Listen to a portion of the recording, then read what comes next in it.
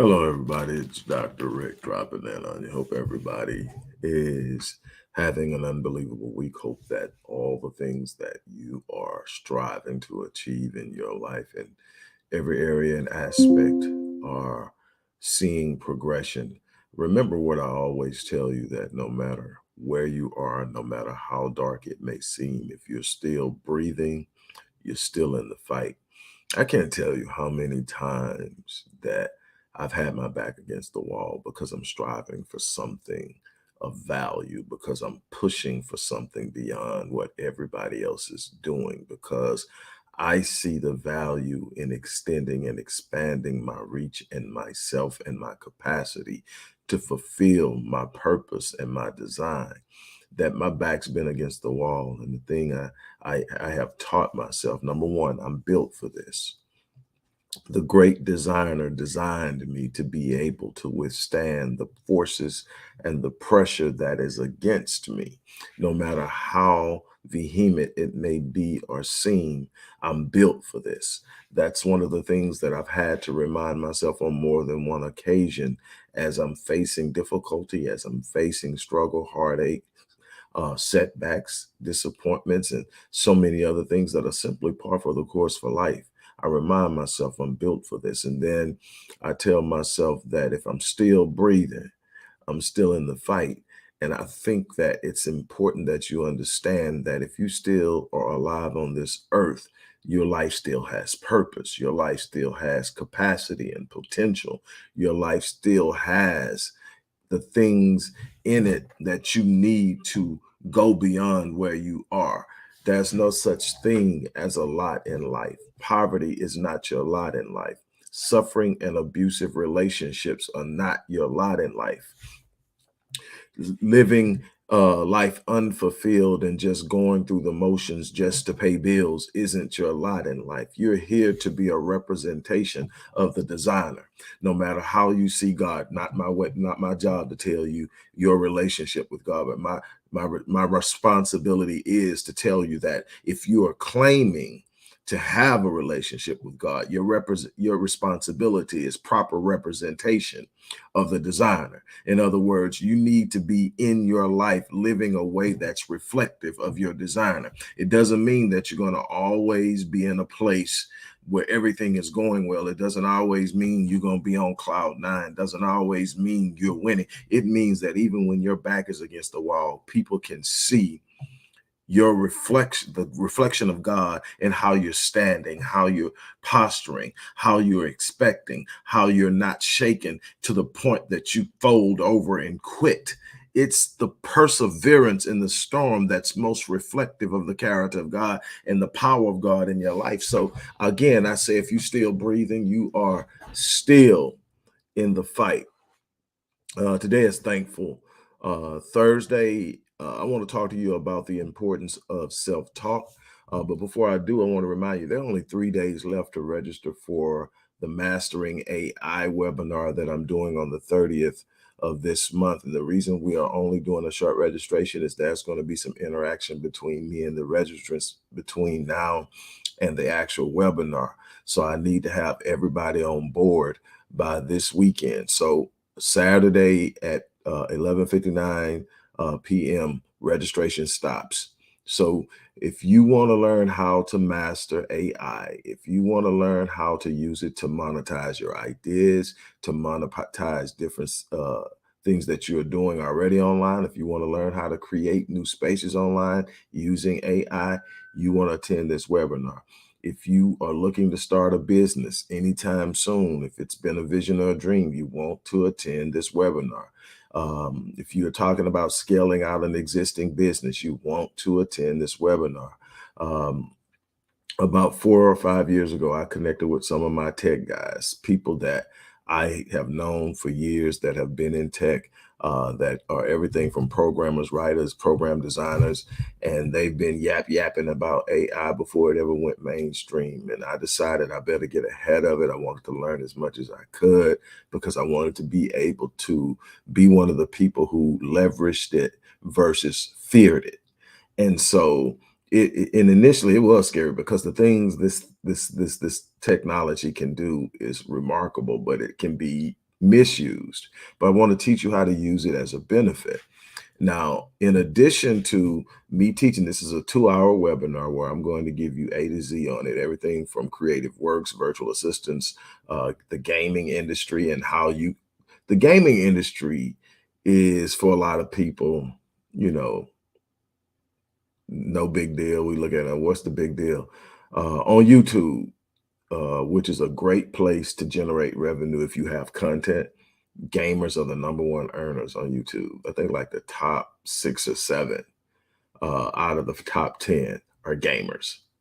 And so there's a whole lot to be said in that app development, so many other things. There's so many different ways to do this, so many ways to automate processes, so many different ways to do it. So I'm going to teach you some of the things that we've been doing at Rick Wallace Enterprises over the last year with AI.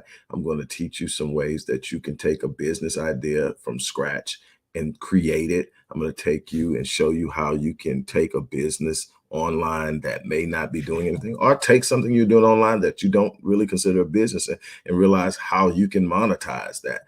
It's so many different things, and we're going to teach you that. And to really, really, truly put you in a position to win, what I'm going to do also is I'm going to give you my 7-day online business launch course, which is a $600 course. I'm going to give it to you free if you register for this course. The reason being is when you start to hear some of the ways that you can use this, you're going to want to have a way to use it. The 7-day online business launch course is the literal blueprint that I've used over the last 13 plus years to create multiple entities online to generate revenue. And I've done it again for 13 plus years. I have been my own boss for God knows how long, and I have primarily functioned and generated probably 80% of my revenue is either generated online or initiated online. There are some things obviously I do outside of that, but I got a lot of my revenue now, and obviously as I get, closer and closer to my 60s, I'm going to start to, be more heavily weighted in assets and things of that nature, which is a part of what I'm doing now. But my company itself is an asset. And so we're teaching all that stuff too. Now, here's the big thing, and then I'm going to go ahead and get into Thankful Thursday. For those who register between now and Saturday, not only are you going to get 2 hours worth of teaching on how to master and leverage AI, to generate revenue, to solidify your business, so many different ways. It's so underused or misused right now because everything is a toy to people. And people use social media as a place to kick it instead of a place to earn money, and a place to network, a place to build uh, customer intelligence, develop customer intelligence. So many things we miss because we don't understand, and we constantly okay with the status quo. I want you to get out of the status quo. I want you to get out of thinking like we've always thought, and understand that there's so much out there. This isn't about greed. It's about optimization of your life, and in the quality of your life and the impact you can have. And the truth of the matter is, the more resources you have, the more impact you will have. It is simple. But anyway, not only will you get the 7-day online business launch course, but you will also get your name entered into a drawing. And this for all registrants, whether you're able to attend or not, because the webinar will be recorded, and people who have registered, if you didn't show up, everybody, whether you show up or not, will get a copy of the actual recorded so that you can watch it and go back and take notes or whatever, and all of that.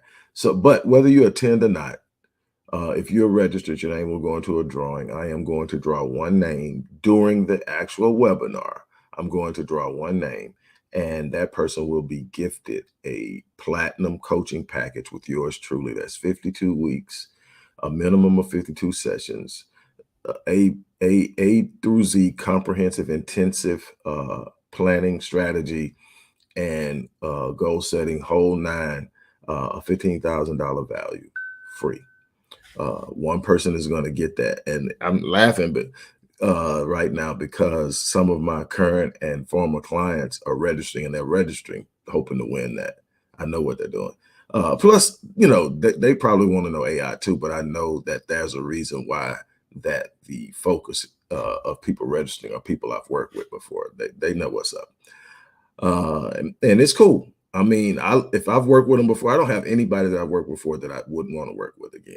Some are more challenging than others, but normally the more challenging, the more rewarding and uh, empowering it is to work with them. So again, if only 3 days left, Saturday at 11:59, the registration stops. And if you don't know or have mastered or entered a course about mastering AI, you want to get ahead of this because it's going to play a major role.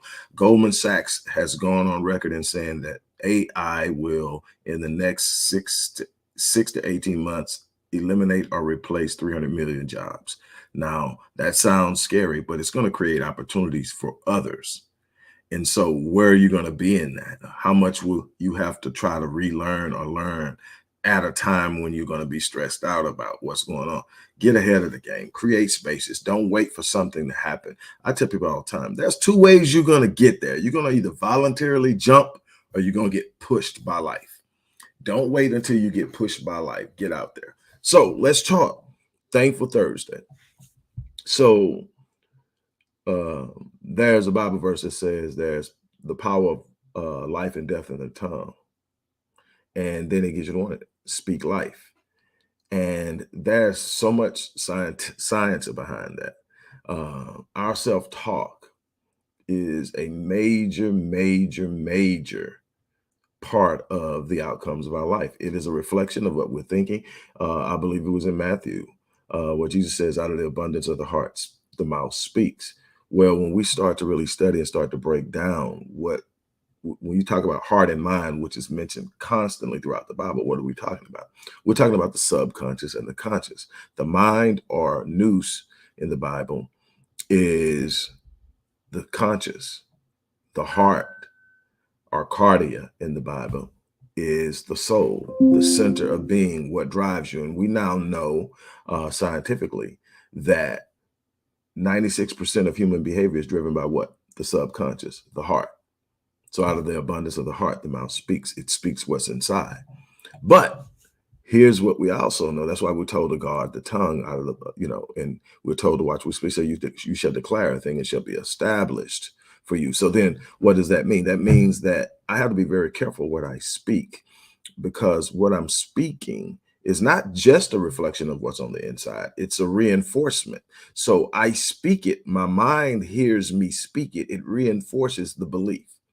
So the only way I untangle a bad belief is I have to speak against it, even though there's a part of me anchored into it. I have to speak against it. You shall declare a thing, it shall be established. You have to understand that speaking, let's put it like this. Say your brain is the most powerful supercomputer on the planet. It has the ability to process billions of bits of information per second. We so underuse our brains, we so underuse our minds because we have narrowed the focus of what's going on. We tend to focus on the wrong things. And there are certain things you focus on that literally constricts the ability of the brain to function. And that's anything that creates stress, anything that creates fear shuts down the prefrontal cortex.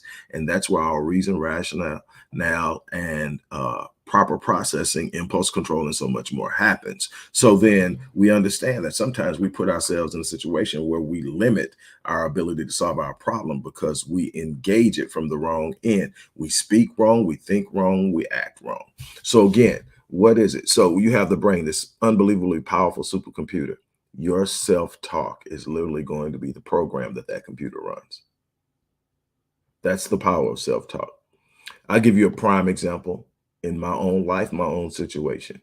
I've had a blessed life, no doubt about it, but I've had a life. And what's the saying? Life be life, and life's, trust me. So I don't care how good you've got it going on. I don't care all the things that you've been able to do and accomplish. I've done some unbelievable things. And I'm not done yet. But what I can tell you is I've had some lows. I've had some difficulties. One of the most devastating times in my adult life was losing my great-grandfather, who was my adopted father. My grandmother's parents reared me, adopted me and reared me. So, so me, I'm giving my mom and my grandmom the business. I'm your brother and I'm your uncle. And, but the truth of the matter is they loved me and they gave me a lot. That man was the uh, model of manhood that I still try to live up to today. He was the son of a sharecropper he was born in 1909. Son of a sharecropper, had to drop out of school in the second grade and get in the fields and work with his dad just to make ends meet. But he was a man's man and he taught me so much. I lost him at 25. I still have not fully recovered from that. That was 30, what? This year to be 31 years. And 1992, Thanksgiving in 1992. So this year on Thanksgiving, right around the 23rd, I think, something like that, makes 31 years. And there are still moments where I wake up crying with tears in my eyes. He was that powerful of an influence in my life. And I'm just hoping, and I believe I am, I'm hoping that I've had that kind of influence, not just on my children. Um, some of them might want to cut me right now, but not but I know my kids love me. But not just on my children, but on the people in life. And so what happened is right after that, I was in a groove into this. I was doing things. I was experiencing success in my life, and then that happened. And then I realized that shortly after that, things started to go down. I'm like, okay, I'm just in a rut. And it kept going and it kept going. And it was, things that would just seem to go through now was all of a sudden meeting resistance. And I could not understand what was going on. And so I sit up and I said, wait a minute, hold on a second. Something's not right. So I called my mentor, and in calling my mentor, um, we had a conversation. It's 15, 20 minutes into the conversation. He said, hey, I already know what the problem is. I'm like, what? I haven't even really got started yet. He said, I know all I need to know. He says, we've been on the phone about 15 minutes and you've already said I can't win for losing 4 times. And I just sit back and I was like, wow. He said, you're speaking your truth and you're writing the narrative of tomorrow with your words. And I made that when I wrote my 23rd book. No, I take that back. My 21st book. I Am the Power of Personal Declarations. I made sure I put that story in there. I made sure that you understand that when you speak, you're declaring something. And when you look at, if you go back, whether you are a Christian or not, there's principles in this that can be verified and validated. I know personally 3 atheists that live by the principles of the Bible. And so there's some value in it. And it's often misunderstood and misused anyway. But I want to tell you something. If you go and you look at the Hebrew of the statement, it says, you shall declare a thing and it shall be established on you, so that light shall be shined upon your path. And if you look at it and you break it down in Hebrew, the word that's translated declare is unique because it actually means to cut out, to cut away from, to put away or isolate. So when you declare something, you pull it out of the muck or the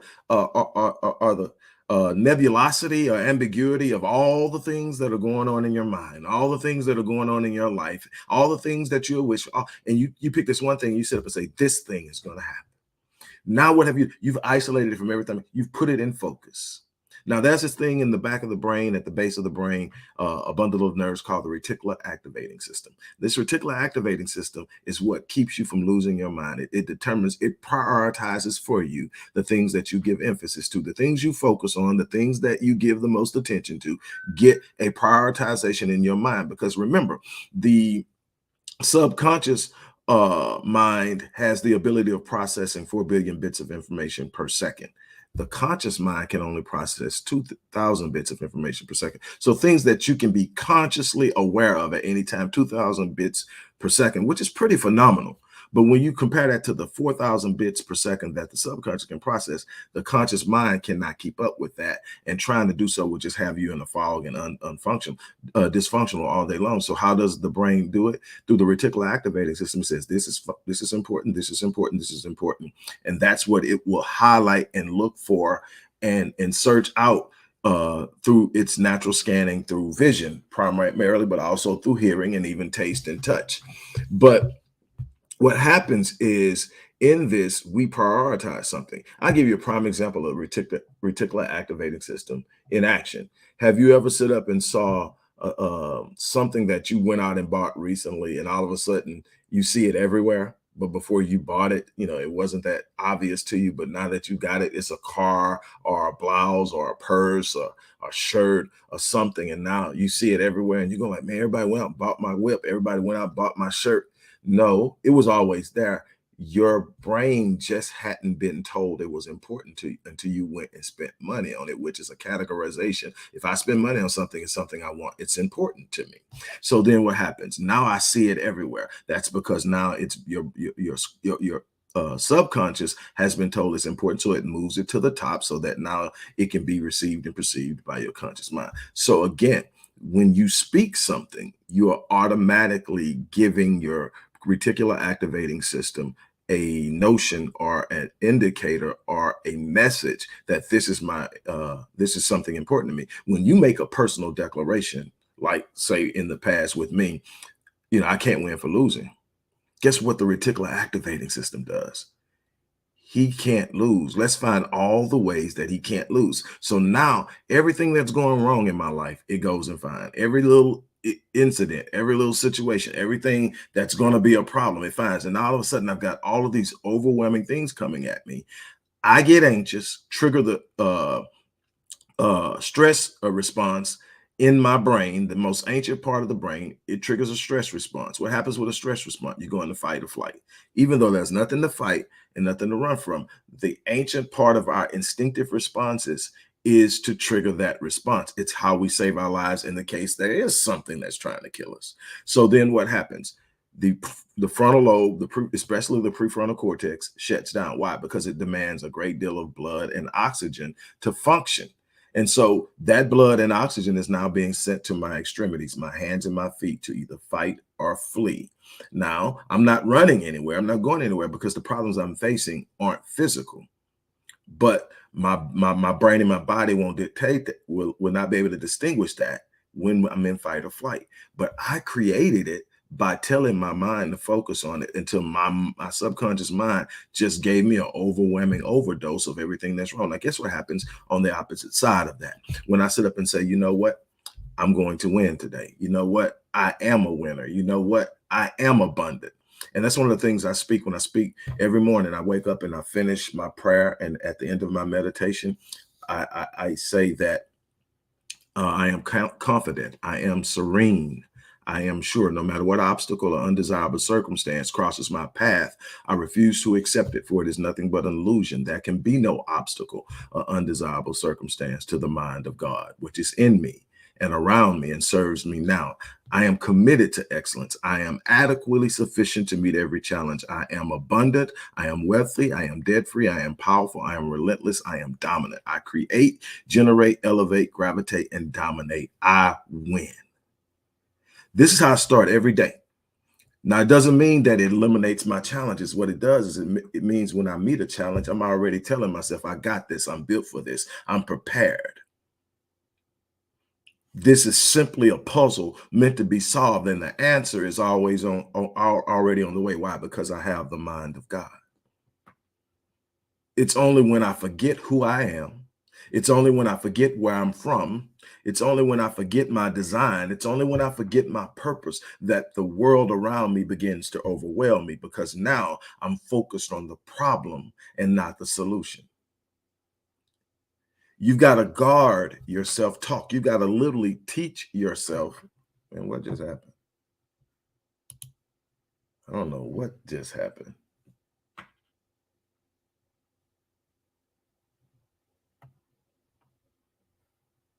I hope y'all guys can still hear me. I don't know what happened. Man, that was weird. Energy. But anyway, you got to teach yourself by forcibly speaking things you probably don't feel.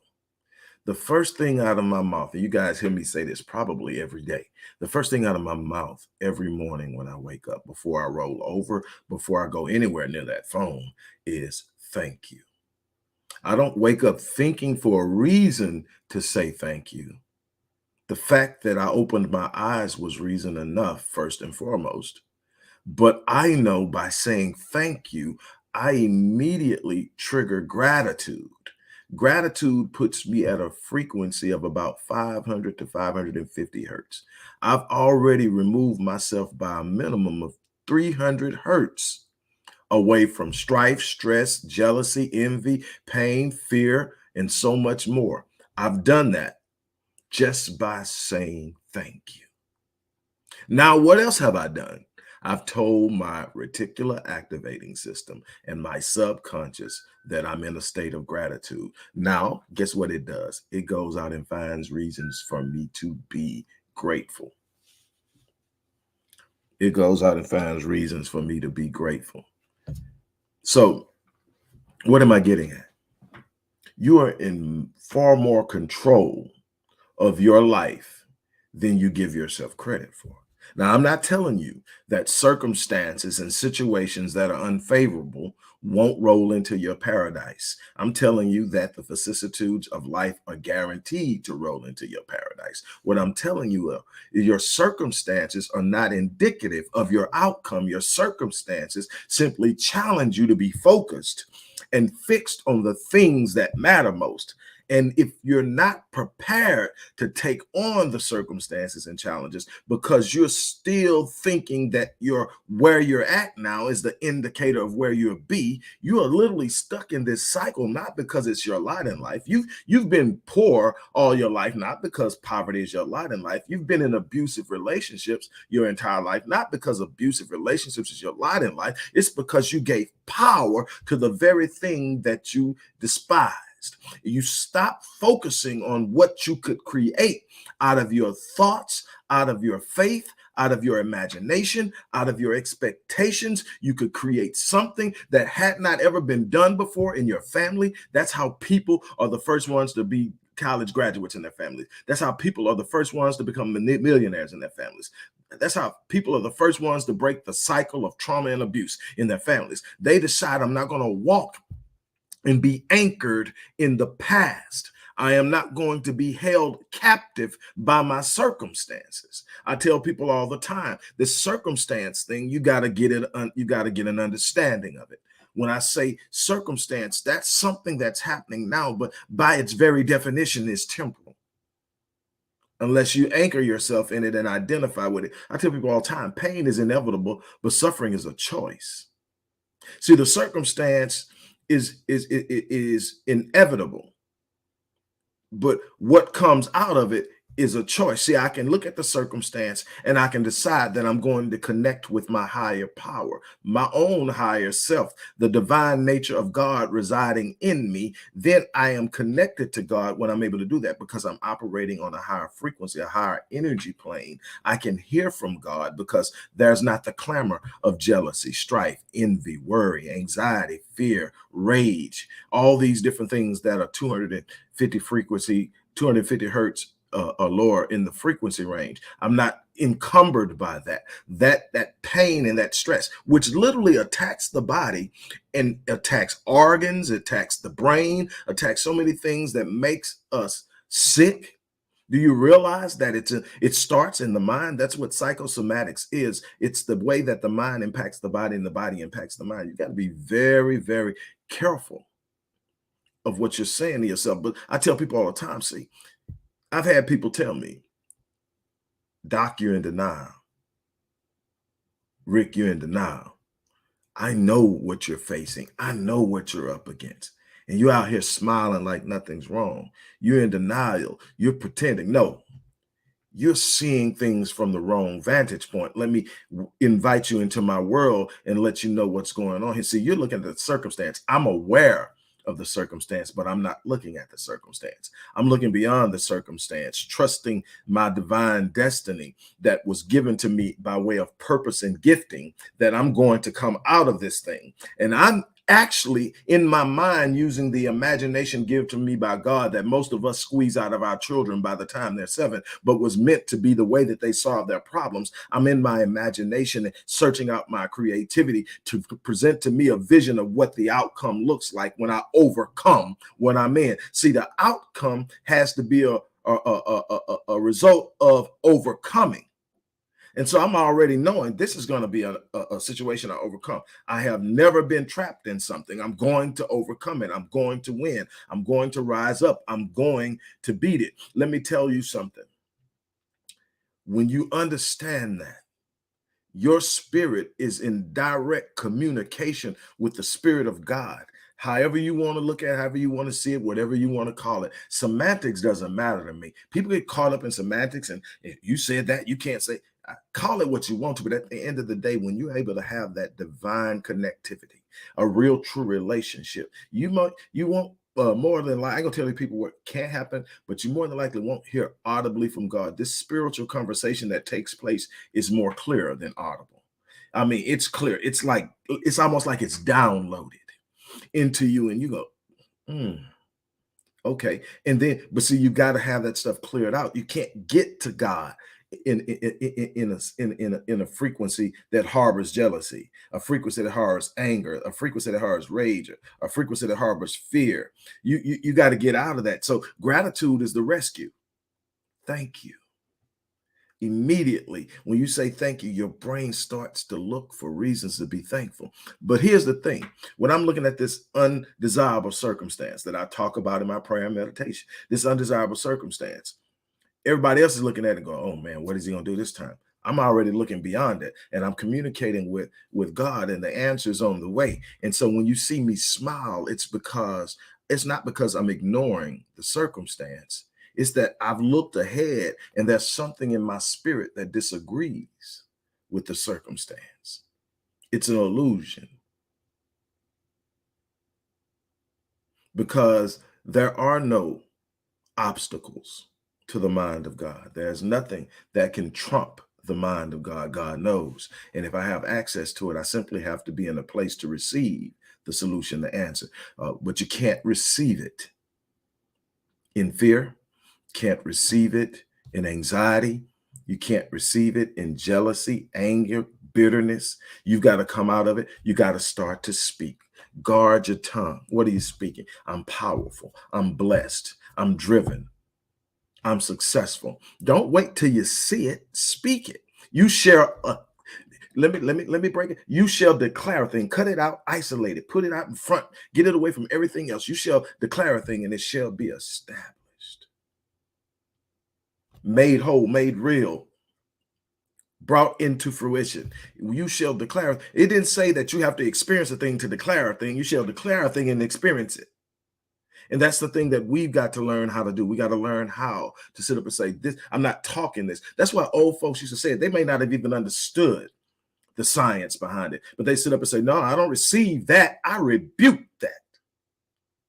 Now, they may not have known how to speak what they wanted, but they knew how to speak against it. Where did that come from? That came from Paul's letter to the church in Corinth. Second Corinthians chapter 10, starting at verse 3 says, though we walk in the flesh, we do not war according to the flesh. For the weapons of our warfare are what? Carnal. Are not carnal, but mighty in God. For pulling down what? Strongholds. Old bad habits, old bad memories, old bad situations, pulling down strongholds. People sitting up saying you can't do it, pulling down strongholds. People trying to block your path, pulling down strong. It says that it's not carnal. The weapons we use aren't carnal. They're mighty in God for pulling down strongholds. Now I'm getting to the point that I love. It says casting down arguments. That's what those old folks were doing when they said, I don't receive it, I rebuke it. They're casting down arguments against their success, casting down arguments against their prosperity, casting down arguments against good health. You got to learn to speak it. I've literally seen people sit up and be diagnosed. My grandfather was one, again, like I say, unbelievable man, diagnosed with acute leukemia, given 2 weeks to live at age 78. I was called, I was out of town. Like I said, doing my thing. I was called, I was out of town. I flew in. The doctor talked to me, and my grandmother told my grandmother that we give him 2 weeks, and he suggested that we could just make him comfortable and eventually he'll pass away. And my grandmother said, no, You're going to go in there and tell him what you just told us. He may have some things he needs to get right with God before it's time for him to go. And that doctor went in and told my grandfather, remember, second grade education, had to drop out and go work in the fields. But he told my grandfather the same thing he told us. And my grandfather's response to him was, Doc, I'm pretty sure you've gone to school a whole lot of years to learn all the things you had to learn to be able to sit here and make that assessment and tell me. He said, but I'm going to tell you something. I've been walking with God a lot longer. You've been going to school, and I'm not about to die yet. Matter of fact, I'm going to walk out of this hospital, and I'm going to walk down the aisles of that church, and I'm going to praise God one more time. And that man and that doctor had that discussion at least 6 times after that for a total of 5 years. And at the end of this situation, this man walked up to me, this doctor who was an atheist when he started, but not afterwards. He didn't say he claimed any particular faith, but he did say there's got to be a God, because this stuff that we're looking at with your father is unbelievable. He said, and this is what he told me. He said, I'm going to tell you something. There are 2 things I know now for sure. He said, the first thing is your father isn't going to die until he gets ready to. The next thing is there's a God. And my grandfather in this did what he was there to do. And that's the beauty of this thing. But what he said was, I'm not. And I have watched over the time, in the work I do, in the research I do, people create environments of healing without medication from terminal sicknesses simply by saying, and we've been taught, though, that that's not possible anymore. Man, there's no such thing as impossible. He said, nothing shall be impossible to you. Nothing good shall be withheld from you. Then you should declare a thing and shall be established. The problem is a bunch of us are declaring the wrong thing. If you go back and you look in the book of Numbers, there's a point where the children of Israel have to make a decision. Are they going to believe the 10 spies who say we can't take it because of the giants? Or are they going to believe Joshua and Caleb, the other 2 spies who says, yes, the giants over there, but I believe God, we can take it? They decide to believe the 10. And God said, Moses, let me holler at you. Come here for a minute.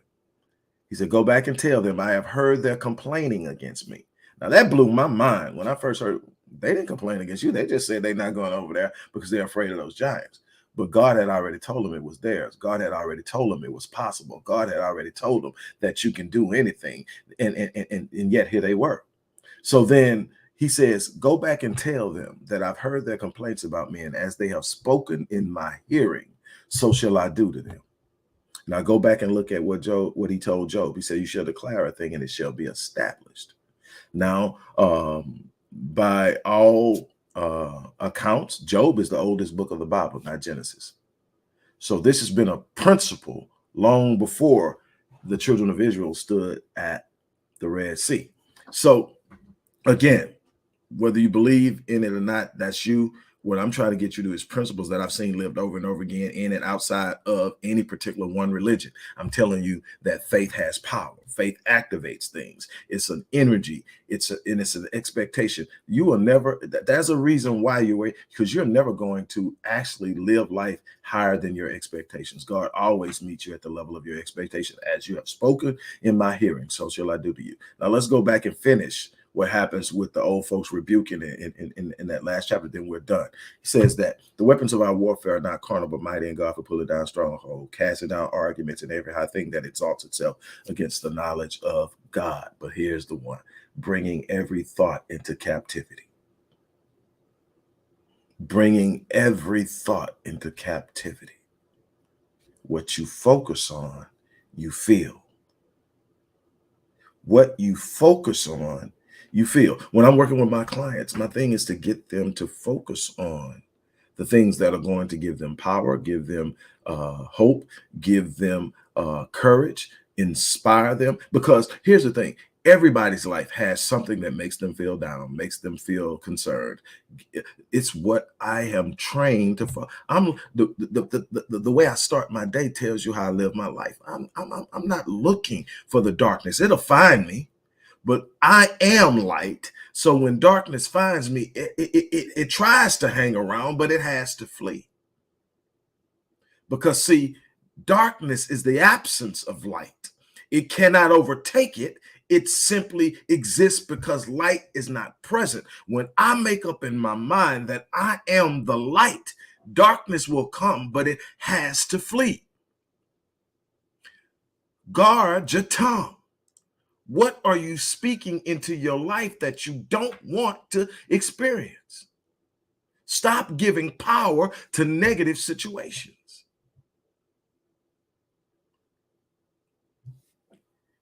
There's a gifting inside of you that is yearning to come forth and make room for you. Proverbs says that your gift will make room for you and bring you before great men, meaning that there will be people who will open doors for you and create opportunities for you solely based on your gift. God gave every last one of us one.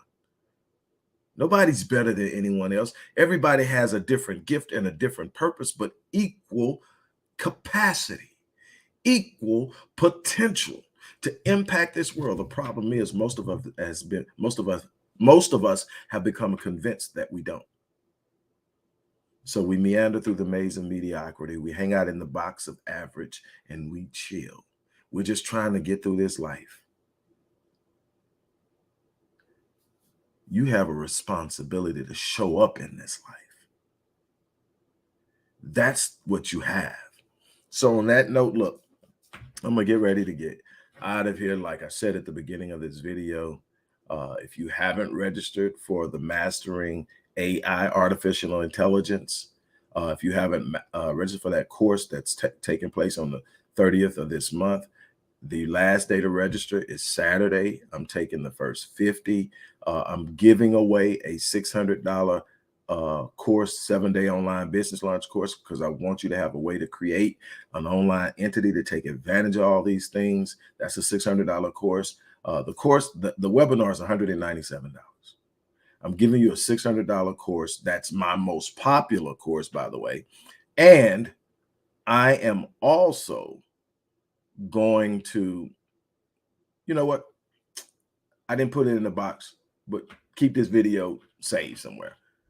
I'm going to also give you the Mind Unleashed course. So I'm going to give you, that's a $600 course. I'm going to give you the 7-day online course, 7-day online course, online business launch course. I'm going to give you the Mind Unleashed course, which is basically what I've been talking about today. The importance of mindfulness, the importance of proper programming on your speech and on your thinking, so that you create the life that's there, so that you can be a representation of God in this world. I'm going to put that in there as well. Here's the big one. Everybody who registers will have their name put into a drawing. And whether you're there or not, if you're registered, you will be a part of this drawing, which I will do on the date of the webinar. And that person will be gifted my platinum package. It's a $15,000 package. It's a year with me, 52 sessions minimum, DISC assessment, personality assessment, 1-year plan, the entire works of working together. Imagine the energy you just experienced, but directed solely and specifically at your issues, your needs, your desires, your goals, and creating a step-by-step process to get you there, and walking you there, and encouraging you, and holding you accountable, and giving you the direction you need. This is where I've literally hung my hat for the last 10 years. And now I'm reeling back on, I don't do as many, but when I do it, I get excited about it. This is the one time this year that I'm actually going to give it away free. It's your chance to get out there and get it. But you have to register for this course to have the chance to win it. On that note, I'm out of here. You guys, as I always say, I live my life on full, so that when I leave this place, I die on E. That's a challenge I'm going to extend to everyone. Live your life on full. Don't take your potential to the grave with you. On that note, I'm out of here. You guys, thank you for visiting with me. Have an unbelievable remainder of your day.